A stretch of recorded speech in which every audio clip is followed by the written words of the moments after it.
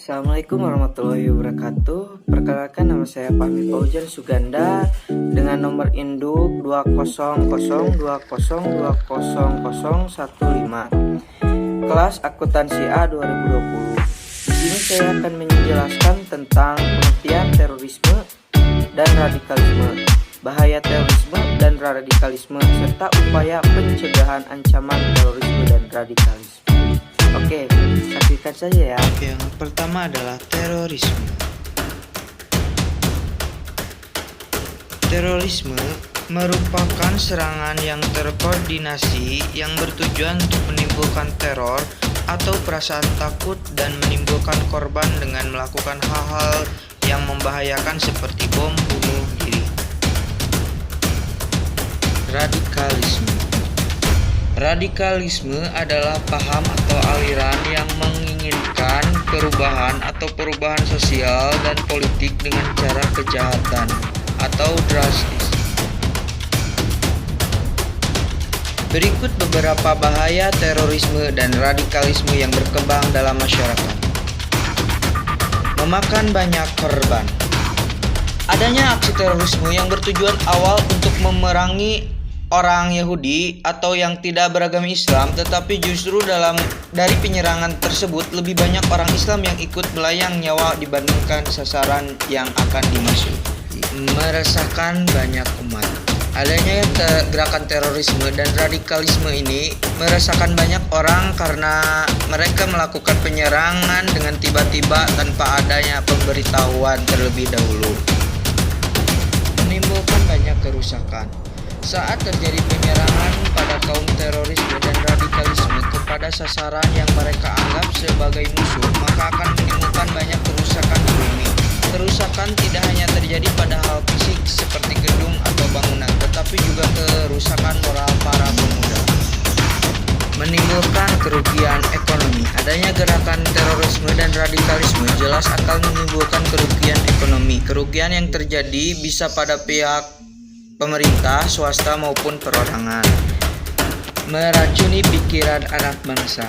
Adanya gerakan terorisme dan radikalisme tentu akan menjadi racun para pikiran anak bangsa.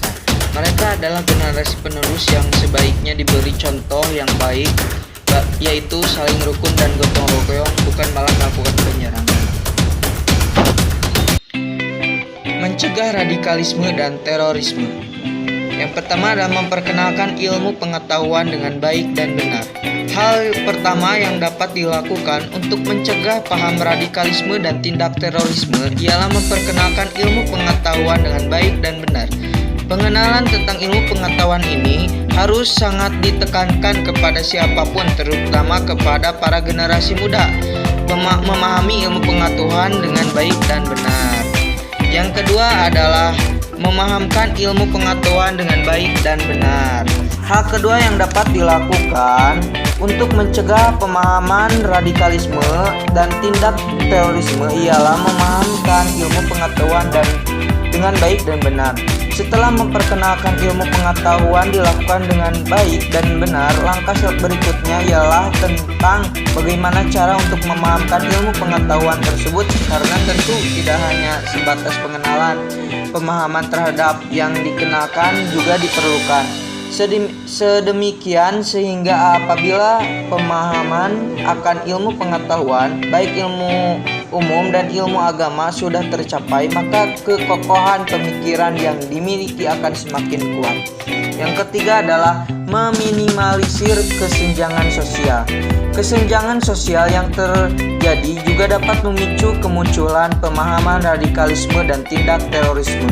Sedemikian sehingga agar kedua hal tersebut tidak terjadi, maka kesenjangan sosial harus diminimalisir. Apabila tingkat pemahaman radikalisme dan tindak terorisme tidak ingin terjadi pada suatu negara, termasuk Indonesia, maka kesenjangan antar pemerintah dan rakyat harus diminimalisir. Yang keempat adalah menjaga persatuan dan kesatuan. Menjaga persatuan dan kesatuan juga bisa dilakukan sebagai upaya untuk mencegah pemahaman radikalisme dan tindakan terorisme di kalangan masyarakat.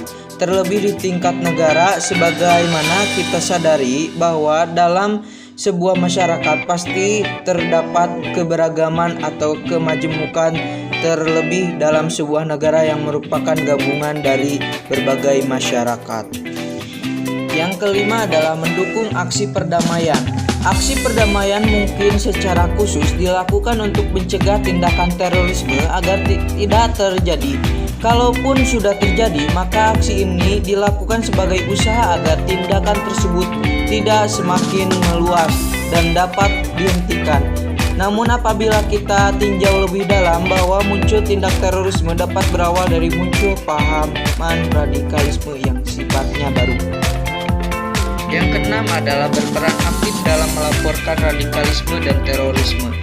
Peranan yang dilakukan di sini ialah ditekankan pada aksi melaporkan kepada pihak-pihak yang memiliki kewenangan apabila muncul pemahaman radikalisme dan tindak terorisme, entah itu kecil maupun besar. Contoh, apabila muncul pemahaman baru tentang keagamaan di masyarakat yang menimbulkan keresahan, maka hal pertama yang dilakukan agar pemahaman radikalisme tidak berkembang hingga menyebabkan tindak terorisme yang berbau kekerasan dan konflik, yang melaporkan atau berkonsultasi kepada tokoh agama dan tokoh masyarakat yang ada di lingkungan tersebut. Yang ketujuh adalah meningkatkan pemahaman akan hidup kebersamaan. Meningkatkan pemahaman tentang hidup kebersamaan juga harus dilakukan untuk mencegah munculnya pemahaman radikalisme dan tindak terorisme.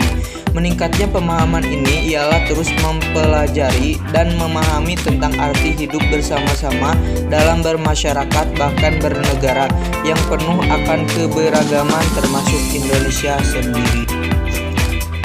Yang kedelapan adalah menyaring informasi yang didapat. Menyaring informasi yang didapat juga merupakan salah satu cara yang dapat dilakukan untuk mencegah pemahaman radikalisme dan tindak terorisme. Hal ini dikarenakan informasi yang didapat tidak selamanya benar dan harus diikuti terlebih dahulu dengan adanya kemajuan teknologi seperti sekarang ini. Yang kesembilan, ikut aktif mensosialisasikan radikalisme dan terorisme. Mensosialisasikan di sini bukan berarti kita mengajak untuk menyebarkan pemahaman radikalisme dan melakukan tindak terorisme.